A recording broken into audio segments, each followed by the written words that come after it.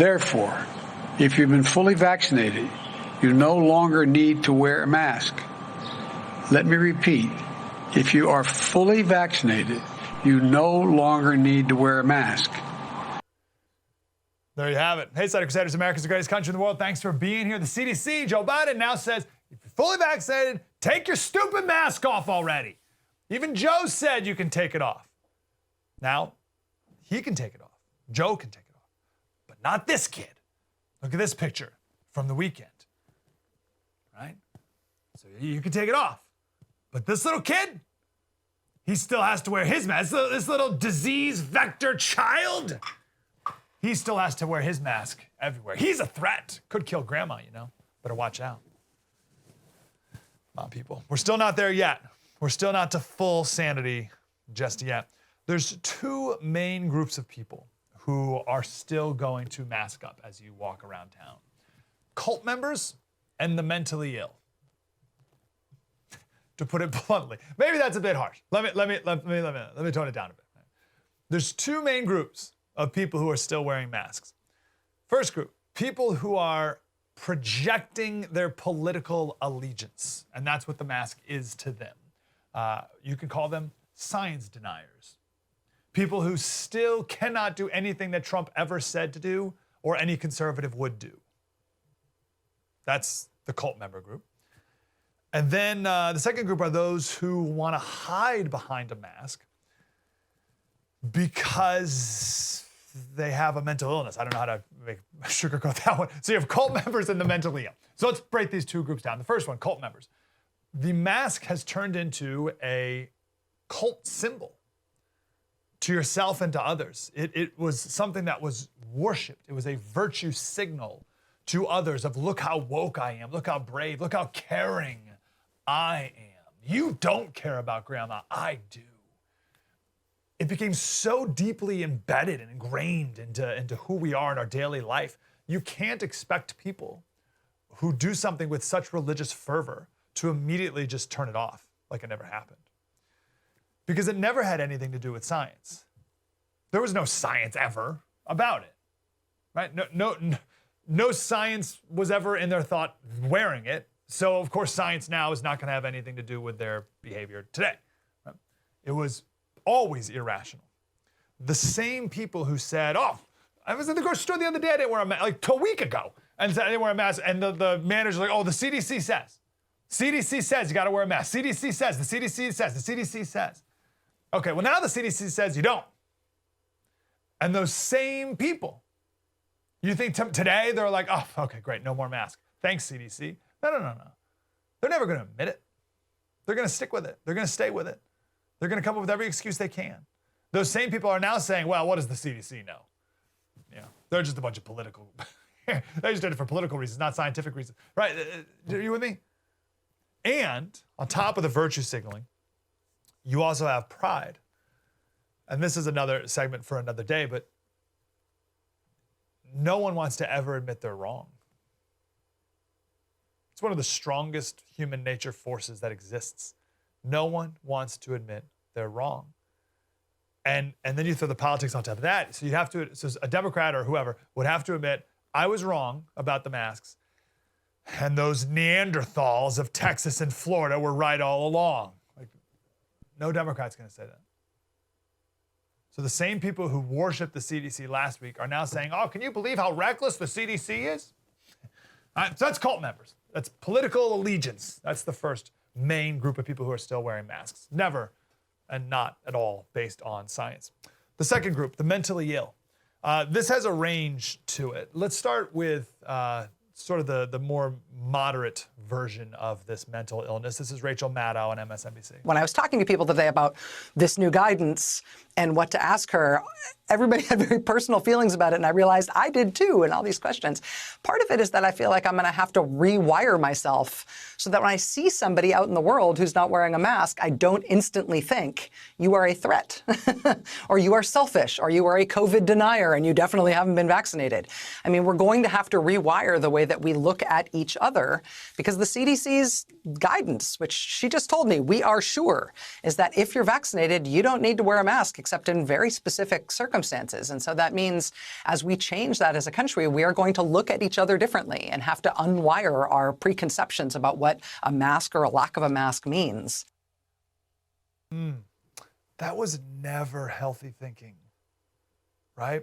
You're a threat. You're a denier. You're selfish. It was never a good wiring that, as she says, we need to now rewire. When I say mentally ill, I don't mean that rudely. I mean that quite literally. If you're one major group of people are people who have a mental illness, anxiety disorder, depression, an addiction. And mask wearing at this point for many people, it's a type of mental illness. Read an article this weekend from The Guardian. The Guardian has a headline here interviewing different people who still wear masks even after vaccinated. And the headline talks about how it's an invisibility cloak. They interviewed a 46-year-old professor who said it's been such a relief to feel anonymous as she walks around the city. She said it's like having a force field around me that says, don't see me. That's messed up. That's not healthy to want to walk around with an invisibility cloak and a force field that says, don't see me. They interviewed a 44-year-old woman in Los Angeles. Said wearing a mask in public, even after she's been vaccinated, gives her a kind of, as she put it, emotional freedom. She says, I don't want to feel the pressure of smiling at people to make sure everyone knows I'm friendly and likable. It's almost like taking away the male gaze. There's freedom in taking that power back. That's not good. Read an article from a Singapore newspaper written in 2009, and it was about people in Japan who wear masks. So Asian countries, mostly Japan, Korea, and China, they've been wearing masks, surgical masks, for a long time, particularly younger women, or women, I should say. But it's been around for a long, long time. And this article was about in Japan and people who wear these surgical masks for no reason whatsoever, and they have a name for it. It's called mask dependency. This was written in 2009, right? So people are addicted to wearing their mask. They can't go outside without one, even if there's no reason. And there's a lot of reasons why Asian cultures do, and there's a whole segment about Taoism and like your chi is your breath and your air, and there's like this whole like Eastern medicine about your breath and the importance of not breathing in toxic, whatever. So that's why they wear these masks. And there's a lot of pollution over there, and they bring up even stuff about like pollen and allergies. Okay, fine. So maybe there's legitimate reasons to wear a mask. There's not, but let's just say there's. But this article is about people who just wear it even if those things aren't even true. They just wear them as a security blanket. It's a security blanket. They can't go outside without it.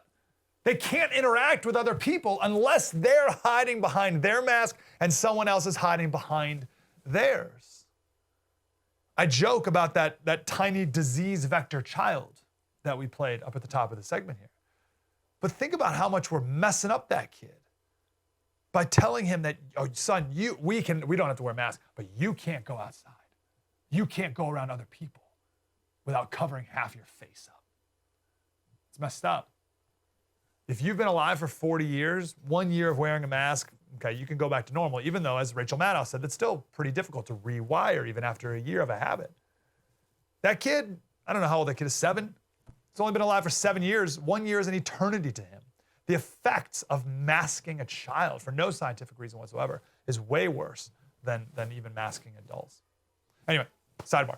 Back to this Guardian article. So they talked to a 33-year-old tech worker in San Francisco.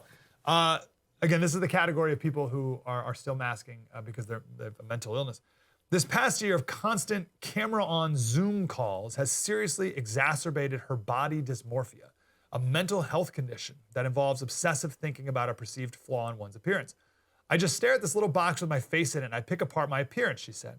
My double chin seems 6 times larger. My eye bags are too deep of a purple. Even when there's a heat wave and my apartment is 90 degrees, I'll wear a turtleneck that I can pull up. I pack on thick makeup that makes my skin peel. Going out in public with a black surgical mask that covers her chin and sunglasses that cover her eyes provides her with an escape from that sense of scrutiny. I 10,000% plan on wearing a mask for the foreseeable future. After a full day work of worrying and not being able to focus on my actual job, it just feels nice to blend in. Simply put, I'm sick of being perceived. Ooh. Okay, so that's a mental illness. Again, I'm not being rude. I mean, these are people who have body dysmorphia and anxiety disorder and depression. These are mental illnesses. This is more than being an introvert. Like, I totally get being an introvert, or if you have a bad day, you just don't want to be bothered, so you put your headphones on or whatever, right? Like, I get that. This is different, right? These are people who want invisibility cloaks and can't stand being perceived by others. That's a big problem. And it's one thing to have a certain percentage of people who are that, right, with these different anxiety disorders or whatever, but I worry that we're raising our kids to have these things as well. We're raising our kids to prefer to be invisible and anonymous and hidden wherever they go. That's very bad. So the true story is, if you see someone out still wearing a mask, they're probably in one of these two groups, the cult member or the mentally ill. Have some compassion on that second group. Have no compassion for the first group, the cult members, right? The second group we can definitely have some compassion for. But for either group, there's no need to force me to wear a mask. It's over. Get over it. Get over yourself. Now, just because COVID is over doesn't mean the next thing is, or that the next thing won't happen. Do you remember, think back a year at the beginning of COVID, massive panic. Holy cow. And I strongly recommended that you go to the grocery store and get what you need, go to My Patriot Supply, get what you need. Not even so much because there wouldn't be enough food, but just to protect yourself from other people going crazy, right? Get stuff now, call My Patriot Supply now, so you don't have to stand in line all day at Costco with a bunch of panicked people. Because when inflation hits, when the entire southeast of the United States runs out of gas, or whatever the panic is, you're prepared. And everyone's out there running around psycho, their heads cut off. You're at home, calm, prepared. Because that's what good Americans do. We're prepared for anything. Go to preparewiththefirst.com. My Patriot Supply set up a special website just for you with special deals. So if you can check it out. You can go to mypatriotsupply.com and see the deals there. But go over to preparewiththefirst.com, and there's better deals there. In the beginning of COVID, and this is to my shame that I did not do this before COVID. I regret it. But right away, when COVID hit, I ordered a bunch from My Patriot Supply, and I'm super grateful that I did. Over 12 years in business, 39,000 4- and 5-star reviews, guaranteed to stay fresh for 25 years. Buy it now, check it off the list, right? I got my 2,000 calorie meals ready to go. You got it ready to go as soon as you need it, because you never know when you will. One of the deals, you save $50 on their 4-week emergency food kit. It's at My Patriot Supply. But go to our special website, preparewiththefirst.com.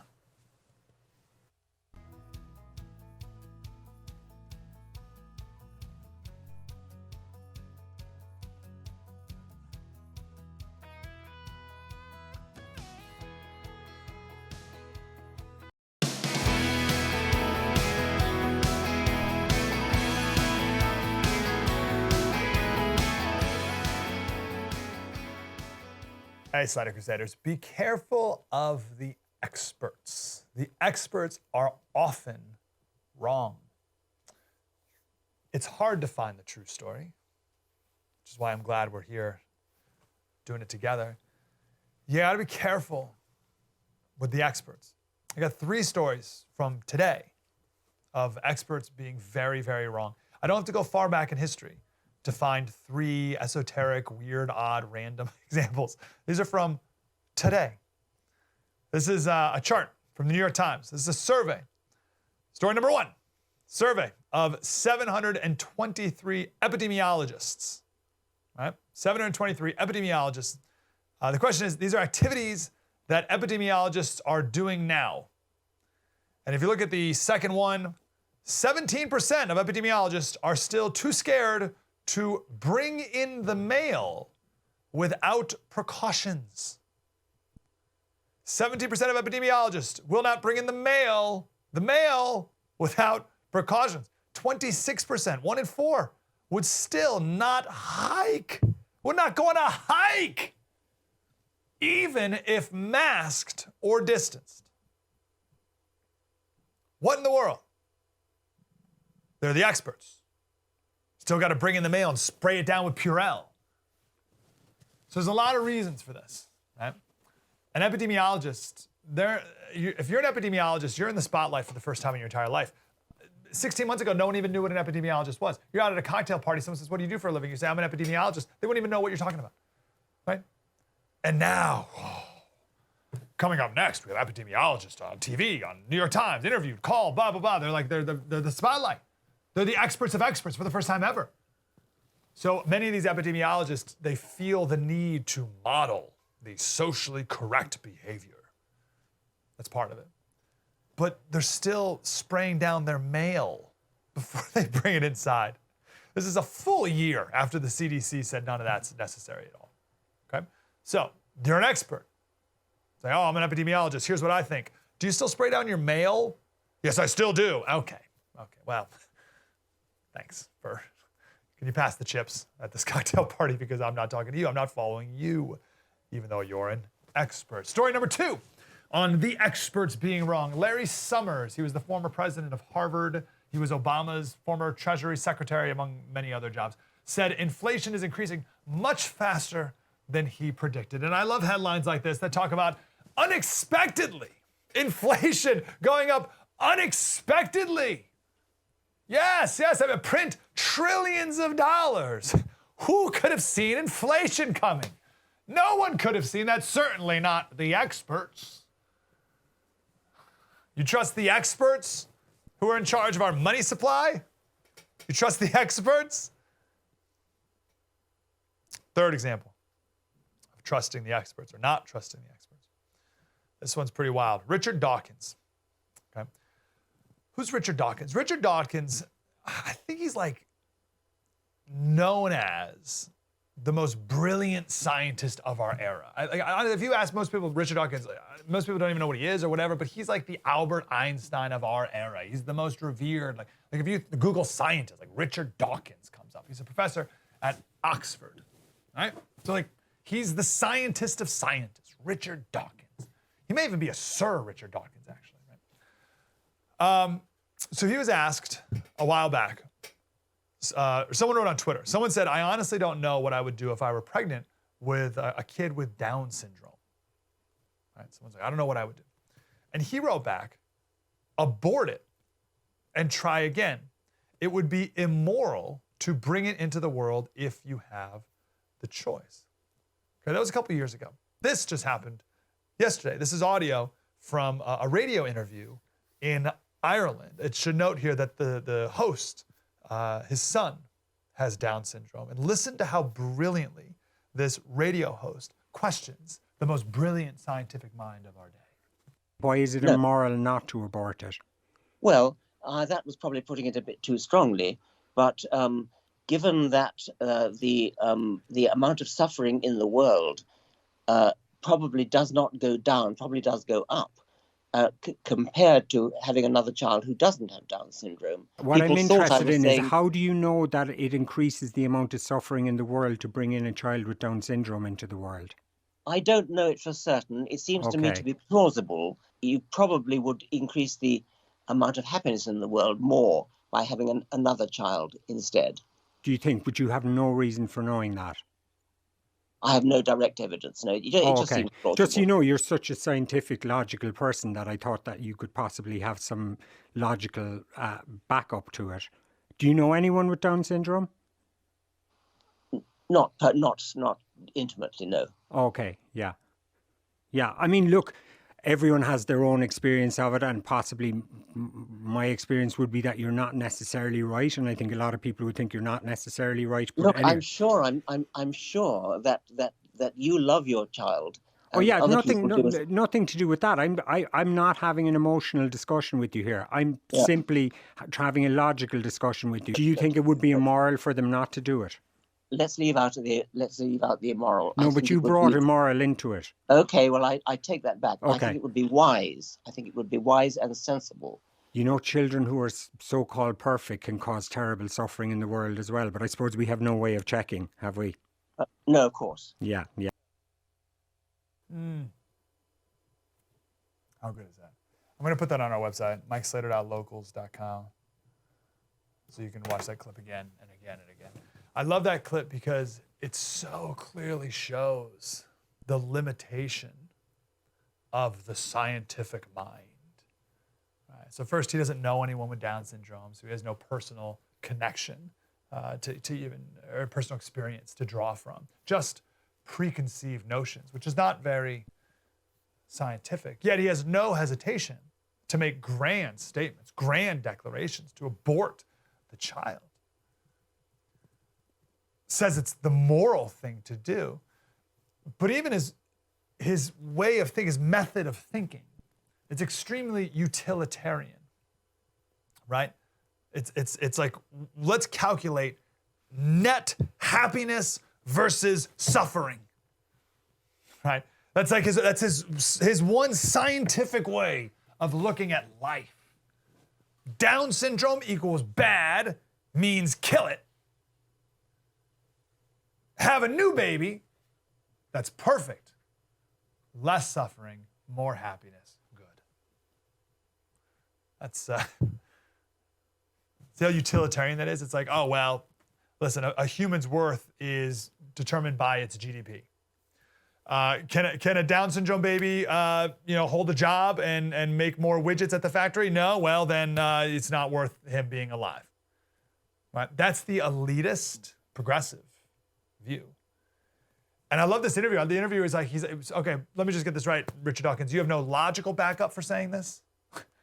And he gets Dawkins to say, no, I have no direct evidence. It just seems plausible. The great scientific mind of our era. This is the same guy, by the way, Richard Dawkins, who Ben Stein interviewed in his documentary Expelled. Ben Stein's documentary is about creationism versus evolution. Richard Dawkins is an evolutionary biologist. Ben Stein is a creationist, as am I. And Ben Stein keeps asking Richard Dawkins, where did life first come from? Right? So he's like, oh, well, humans came from monkeys. And he's like, keep going back, keep going. Go, oh, well, it came from this amoeba. Okay, we'll keep going back. Like, where did that come from? Where did that come from? Where did that come from? Where did that come from? And eventually, I kid you not, Richard Dawkins said, well, perhaps aliens from outer space, some advanced life from outer space, came to Earth and planted the first life here. That's the world's most brilliant scientific mind, an expert on evolutionary biology. You press him long enough, and he starts talking about aliens planting life on this planet. I'll leave you on this topic with the thought that human life is more than gross domestic product output. Truly enlightened people understand that, even when the most brilliant scientists can't, even if they're experts. So there's 3 examples from today of the experts getting it very, very wrong.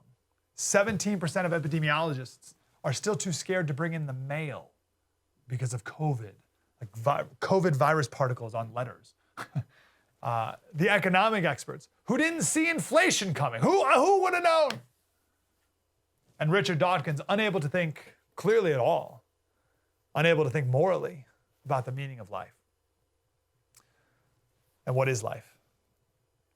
So the true story is, listen to experts, right? Like hear them out, but don't outsource your brain, right? Don't outsource your common sense. Don't outsource your reasoning abilities to other people. They will let you down and they will lead you astray, or much, much worse. And the worst part of all is these experts, most of the time, have no skin in the game at all. Lockdowns didn't affect them. Inflation won't affect the rich elites, and it's not their babies that they're calling to be killed. So be wary of experts and never trust someone who doesn't have any skin in the game. Coming up next, we're going to talk about what's going on in Israel right now. And I will admit, I have not followed this topic over the years as much as I should have. So we're going to get down to basics here with our wonderful guest coming up next. True story. Mike Slater, spread the word.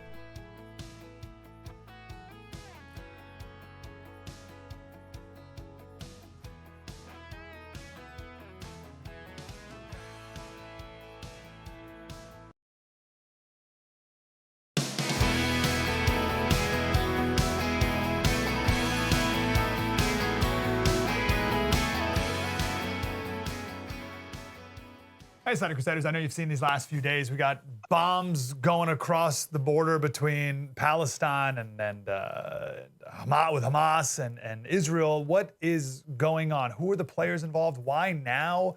What's happening here? Lisa Daftari is here. She's the editor-in-chief of the Foreign Desk. Lisa, how are you? Doing well, thank you.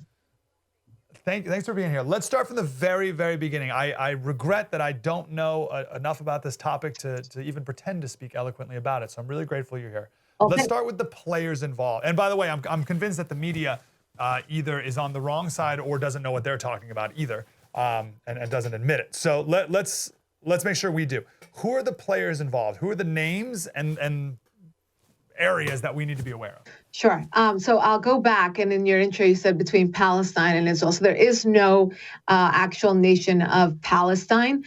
Palestine was what this area was before it became Israel, but it did not belong to the Palestinians. So that's a misnomer that many people quote. And you so humbly admitted that you don't know much about it, so you don't speak about it or try to speak about it eloquently. Well, many people, they brag about speaking about it and do so across the media, celebrities on Instagram and influencers who are leading the conversation about what's going on, and they know nothing. They don't know the history. They are, using terms that are absolutely false. And thank you for having me on. We can start with. Let me interject here first, because as soon as I said Palestine, I was like, wait a second. As soon as I said that, literally, I was like, I don't think that's right. I don't think that's a place. Let's talk about that. What is it? Sure. What is that? What's the geography? What was it, et cetera? Let's really understand. Yeah, what happens is most people know about it from like biblical times, and then you fast forward, it's like, okay, there's a war there every single day, right? So what happened in between? That's important to know. After World War I, it came about the end of the Ottoman Empire. They ruled there for 400 years. So the people who lost this land were actually the Ottomans, not the Palestinians. And then the Brits took over. That was the end of World War I. They took over this tiny piece of land the size of New Jersey, and it became theirs. So fast forward to, and it was just this barren land that no one really had claims to, no one cared for, and it was occupied by both people of Jordanian, Palestinian, and Israeli descent. Then fast forward to the end of World War II, and the Holocaust happened. Then the Brits, together with the United States, thought to themselves, you know what? We said we're going to make a state out of this. Let's give it to the Jews and make it an official Jewish state. So it took some time, and in 1948, then was established the modern state of Israel, and it became the first modern democratic state in the Middle East. It gave the West, meaning the Europeans and the United States, an ally, a modern democratic secular ally in the region, and it gave the Jews a homeland. So we had side by side Jordanians, Palestinians, and Jews living there, and it was okay until it wasn't. Once it was established as the state of Israel, the wars began, and you had the war of 1948 and 49. You had the Six-Day War. Wars upon wars upon wars, and in this time period, you had wars with almost every neighbor of Israel, including the Jordanians and the Egyptians, and the Palestinians were this these orphans, basically. They didn't have a homeland for themselves, but they were being told by the Arab nations around them that you should fight Israel. They basically became mercenaries. You should fight Israel for your right to have land. And this became this perpetual victimhood that the Palestinians are living. And they had different leadership. They vote for leadership. And as we all know, these terror organizations, they have deep, support in some brackets of Palestinian society, because they put up the soup kitchens and they put up the schools and they put up the mosques and they put up, all sorts of community centers, and they get, somewhat of this shallow support. And if you fast forward to, just this past decade, well, Hamas was voted into power, particularly in Gaza and in the West Bank. So these are two different pieces of land that belong to the Palestinians. They have autonomy over these areas, and they basically bookend this small sliver of land that I said was the size of New Jersey, that is Israel. And they have, the Palestinian Authority in the West Bank, Hamas in Gaza, and from these areas, they do suicide bombings. They launch 3,000 missiles into Israel just this past week, and there you have it. This is the very complicated, very complex, very sad story of Israel that is just cannot live in a peaceful neighborhood. Did the Palestinian people? This is obviously a broad question, but did the Palestinian people care when the Turks and the Ottoman Empire controlled the land, and when the Brits controlled the land, and whoever controlled it before the Ottomans controlled the land? Or do they only care about it? Have they only cared about it since 1948, right, since the Jews? Right, a perfect question, right? So did they care when the Jordanians abandoned them? Did they care, when the Syrians abandoned them? Did they care that their own people abandoned them? No, and that's absolutely right. And that analogy and that great question that you just asked can be applied to so many, even of our own colleagues and celebrities and influencers.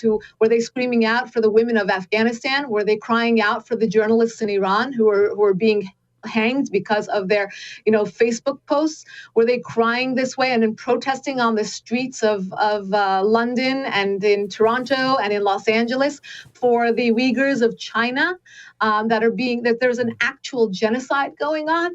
There is a lot of hypocrisy, and that's exactly what you pointed out. And across the board, it comes back to this is anti-Semitism. This is not anti-Zionism. Those who argue, it's not. I have no problem with Jews. It's just I don't agree with Israel's policies. Ask them to name you 3 of Israel's policies that they don't agree with. They couldn't even place Israel on a map.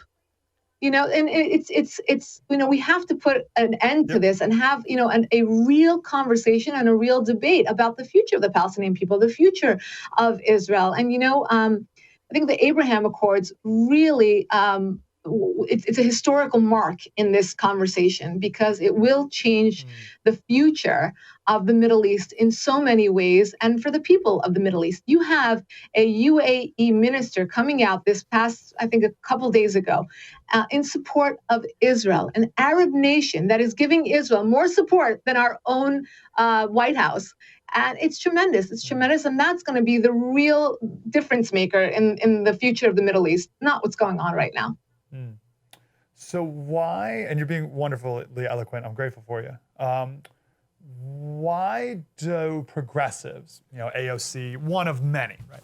Why? But I shouldn't even have brought her name up because there's so many. But why do progressives tend to align themselves with Palestine? Like, what's the grievance that they find solidarity with, or whatever, right, that causes them to be not even anti-Semitic, which is a thing, but pro-Palestine? Right. And exactly. Like, they don't even know who these people are. They don't know their history. Why is it that they've agreed to take upon this burden of the Palestinian people? There's a couple reasons. First and foremost is that the Palestinians have done a tremendous job at their PR, at being the victim. I don't know if you remember from 2014, which was the last uprising we had in Gaza between Hamas and Israel. It was called Operation Protective Edge. during that skirmish, we saw a lot of the media, even the New York Times, running with photoshopped photos coming out of Gaza, of children with blood on lying in the middle of the street, and they were killed, and the death toll is just not commensurate. So Israel has single-digit deaths, and the Palestinians have so many more. But none of it's talked about in context. Well, Hamas is killing a lot of those with missiles that are not going the right way, or that the Palestinian people, many of them, are blaming Hamas for these deaths because they are taking advantage of the people. They're not protecting their people. So there's so much, but then again, the Palestinian victimhood, the underdog, that's what a lot of these individuals pick up on. So it's not fair, right? It's that it hits upon that emotional note that a lot of progressives really hang on to. And secondly, right now, among the progressives in office, we have actual terrorist sympathizers like Rashida Tlaib or Ilhan Omar, who are friendly with AOC. And these ladies, again, low information, high emotion, they lead the charge. Those two ladies, Rashida Tlaib and Ilhan Omar, are of Muslim descent. And from day one, when they came into the office, they were defending terrorists, they were defending the Iran nuclear deal, and they were defending Palestinians without any context, without any adherence or reverence to U.S. foreign policy to stand behind our ally Israel. And that's the issue here. The people who are in office don't care about this country. They don't love their country. And for that reason, we've lost that bottom line of where are we on all of this? Throughout American history, I should say, since the time of Israel's establishment, we've always stood behind Israel. Bipartisan, both sides. It doesn't matter what side you're on. Israel is an important ally to us here at home in terms of technology and counterterrorism measures. After 9/11, who came in to fortify our airports? It was Israel. Who's giving us the technology that they created with the Iron Dome? It's Israel. Who's giving us water irrigation secrets? It's Israel. So we need them just as much as they need us. And people will always say, we give them so much aid. Yes, we've also given the Palestinians so much aid and Pakistan so much aid, and we've got nothing in return for it. So, there's a lot to say. I'm going on and on, but, there's a lot of nuance here. Lisa, I'm grateful. We got to run. Can we do it again? Maybe even this week, but certainly the next. Absolutely. I'd love to come back. Wonderful. Lisa Daftari, from editor-in-chief of The Foreign Desk, the foreigndesknews.com. Thanks, Lisa. My pleasure. Superb. You don't get that anywhere. I don't hear that anywhere. It's like a thoughtful breakdown, analysis. Here are the players. Here's the motivations. Love that context. Grateful for it. All right, Professor Vincent Racaniello coming up next. Spread the word.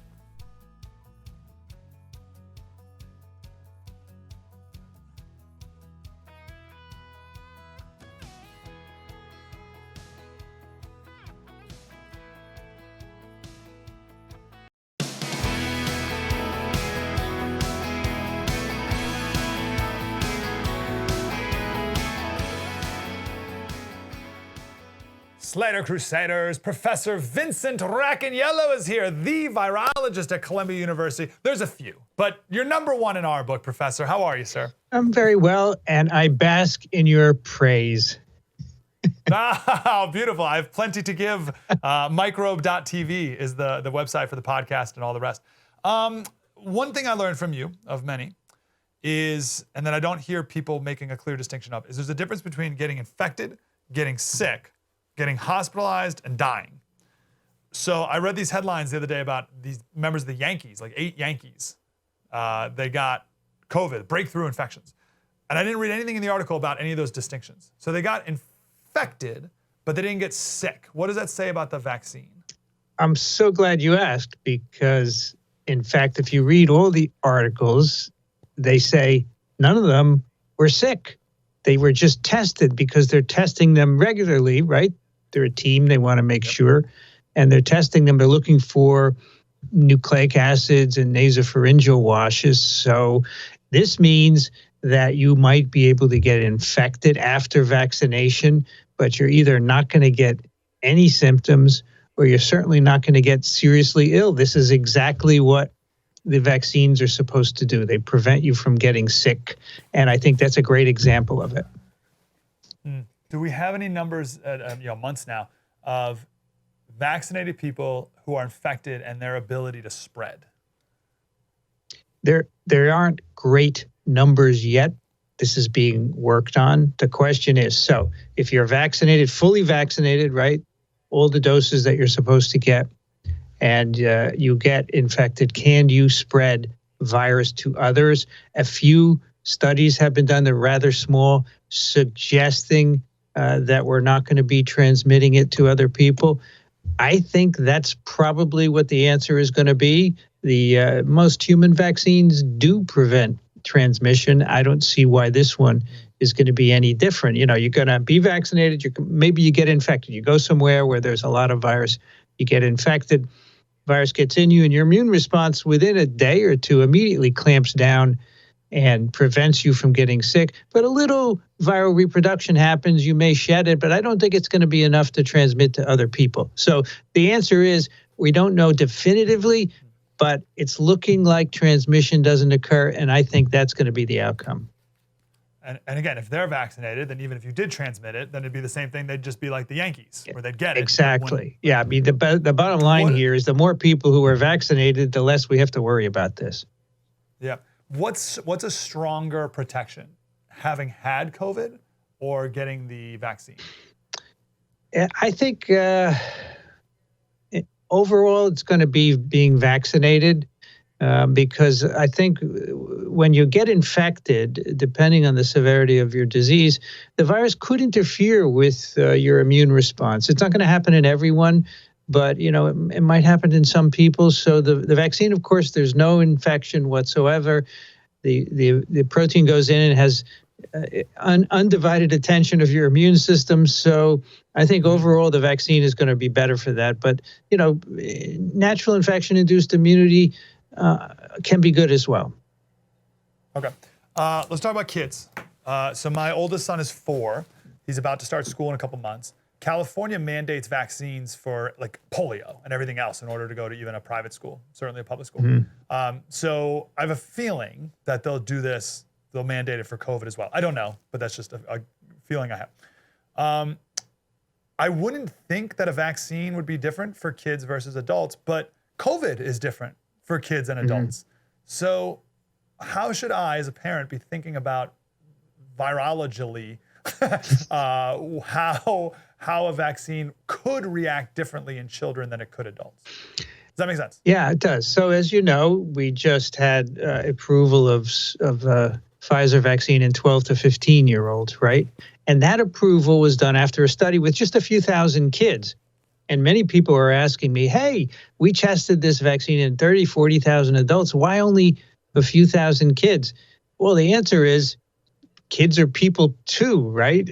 And what we do by separating them is just try and protect them because they are younger, but they have similar physiologies as adults. So we use all the data from the adults to say it's going to be okay in kids. We just do a small trial to make sure that conclusion. So what I'm saying is that if it looks really good in adults, and it's safe in adults and it's efficacious, it's very likely to do the same in children.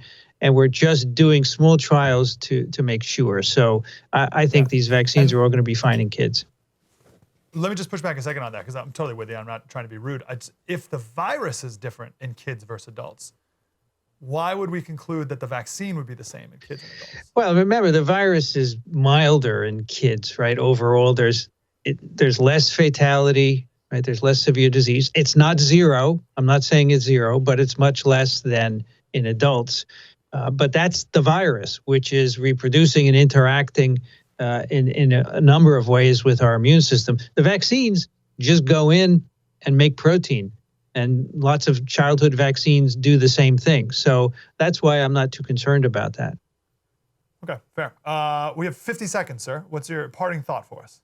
So what's looking really nice is that here in the U.S. and in just a few other countries, we're seeing the end of this outbreak. I really do believe that. And I think I had originally said by the fall, we'll be back to normal. And the reason is because we're vaccinated. I think we're approaching 40% of the population having 2 vaccines, and that's great news. The vaccine works. It's bringing down the number of infections.